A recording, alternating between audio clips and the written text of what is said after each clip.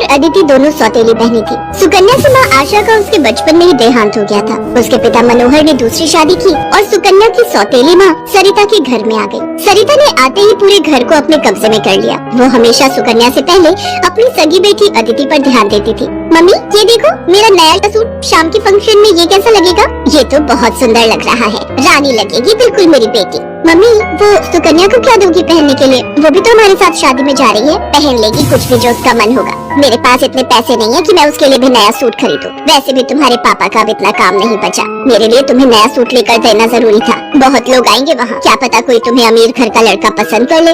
अरे सरिता, कभी कभी अपनी बड़ी बेटी सुकन्या के बारे में भी सोच लिया करो। वो बेचारी भी तो शादी लायक है। बस आ गए अपनी लाडली बेटी के बारे में चिंता करने। पता नहीं कौन से मनहूस दिन मेरी तुम्हारे साथ शादी हुई थी। जब से आई हूँ एक ही नाम तुम्हारे मुंह पर चढ़ा हुआ है। देखती हूँ सुकन्या सुकन्या। अरे तुम्हारी दूसरी बेटी अदिति भी कुंवारी है, वो भी तुम्हारी ही बेटी है। उसके बारे में भी कुछ सोचा करो। मैं हूँ जो पैसे जोड़ जोड़ कर अपनी बेटी को सूट दिलवाए हैं। अब शाम को चलने की तैयारी कर लो, बहुत बड़े बड़े लोग उस शादी में आएंगे। ये तो मेरी सहेली पुष्पा की बड़ी मेहरबानी है जो उसने हमें एक कार्ड दे दिया, वरना हम गरीबों को इस शहर में और इतनी बड़ी शादी में कौन पूछेगा। मनोहर को पता था कि सरिता का स्वभाव बहुत ही खड़ूस है, इसलिए वो चुपचाप अपने कमरे में चला जाता है। शाम को सब लोग शादी के लिए तैयार होते हैं। अदिति बहुत ही सुंदर सूट पहनकर तैयार होती है। सुकन्या के पास तो कपड़े ही नहीं थे। अचानक मनोहर सुकन्या के पास आता है। सुकन्या बेटी, ये ले, ये तेरी माँ की साड़ी है, तू ये पहन कर तैयार हो जा। देख कितनी सुंदर साड़ी है, मेरे संदूक में रखी थी, मैं वही ढूंढ रहा था और आज मुझे मिल गई। पिताजी ये माँ की साड़ी सचमुच, ये साड़ी तो बहुत सुंदर है। शुक्रिया पिताजी, आज आपने माँ की ये साड़ी देखकर मुझे बहुत खुशी दी है। हाँ बेटी, अब ये साड़ी पहनकर जल्दी से तैयार हो जा, देखना सबसे सुंदर लगेगी मेरी बेटिया।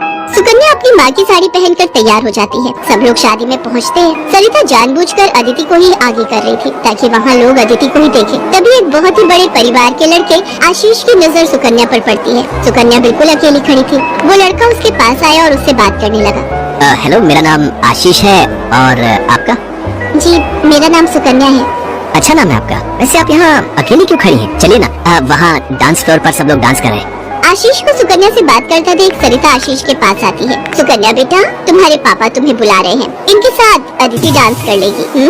अब हाँ, क्यों नहीं, प्लीज। मनोहर ने तो सुकन्या को बुलाया ही नहीं था। ये सब तो सरिता की चाल थी। थोड़ी देर बाद सुकन्या फिर से खड़ी थी। अदिति आशीष के साथ डांस करने लगती है। आशीष अभी भी सुकन्या की तरफ ही देख रहा था। शायद उसे सुकन्या पसंद आने लगी थी। आशीष पूरी शादी में सुकन्या से बात करने की कोशिश करता रहा, पर बार बार सरिता अदिति को बीच में लाने लगी। पर आशीष के मन में तो कुछ और ही चल रहा था। एक दिन जब सुकन्या घर के काम कर रही थी तो अचानक मनोहर के साथ आशीष और उसके माता पिता आ जाते हैं। सरिता, जाकर जल्दी से चाय नाश्ते का इंतजाम करो। घनश्याम जी अपने बेटे आशीष का रिश्ता हमारी सुकन्या के लिए लेकर आए हैं।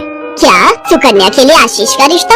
ये कैसे हो सकता है? मनोहर की बात सुनकर सरिता चौंक जाती है। सुकन्या तो घर की झाड़ पोछ में मैले कुचैले कपड़ों में मानो ऐसी लग रही थी जैसे कीचड़ में कमल। वहीं अदिति सोफे पर आराम से बैठी थी। सब कुछ आशीष और उसके माता पिता के सामने था।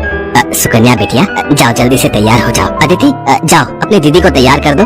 कोई जरूरत नहीं है तुम्हें उसे तैयार करने की। तुम उसकी नौकर नहीं हो जो उसे तैयार करो, अपने आप हो जाएगी तैयार। ये रिश्ता उसके लिए आया है, अदिति उसकी नौकरानी नहीं है। अंदर चल रही सरिता और मनोहर की बातें थोड़ी थोड़ी आशीष और उसके माता पिता के कानों में आ रही थी, इसलिए मनोहर बाहर आ जाता है। मनोहर जी, हमारे बेटे आशीष को आपकी सुकन्या उस दिन बहुत पसंद आई थी और वैसे भी हम आशीष के लिए लड़की ढूंढ ही रहे थे, इसलिए अचानक ही आपको मैंने फोन मिला दिया। मेरी सुकन्या तो बहुत किस्मत वाली है जो आप जैसे इतने बड़े घर का रिश्ता उसके लिए आया, वरना हम तो, मैं आपको क्या ही कहूँ। घनश्याम जी, आपने सचमुच मुझ पर बहुत बड़ा उपकार किया है। नहीं नहीं मनोहर जी, इंसान दिल से अमीर होता है। आपने अपनी बेटी सुकन्या को जो संस्कार दिए हैं वो किसी धन दौलत से कम नहीं।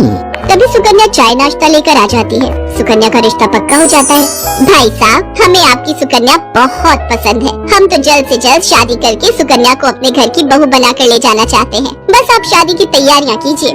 आशीष के माता पिता के मुंह से ये बातें सुनकर मनोहर की खुशी का ठिकाना नहीं था। सुकन्या आज एक बहुत बड़े घर की बहू बनने जा रही थी।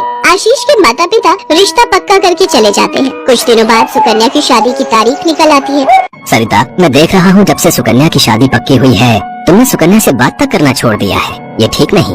तुम अपनी बेटी की शादी करो, मैं इस शादी में कोई हाथ नहीं लगाऊंगी। ये रिश्ता मेरी बेटी के लिए था। मैं चाहती थी आशीष के साथ अपनी बेटी का रिश्ता करना, पर तुम्हारी उस सुकन्या ने सब काम खराब कर दिया। ये तुम गलत कह रही हो सरिता। सुकन्या के लिए आशीष के माता पिता खुद से रिश्ता लेकर आए हैं। तुम्हें तो खुश होना चाहिए। तुम क्यों सौतेलापन सुकन्या के साथ रख रही हो? तुम्हें तो उसकी सगी माँ बनकर उसे विदा करना चाहिए। मैं इसलिए तुम्हें उसकी माँ बनाकर लाया था, वरना क्या? क्या कहो तो मैं अभी ये घर छोड़कर चली जाती हूँ। बोलो। मनोहर की बात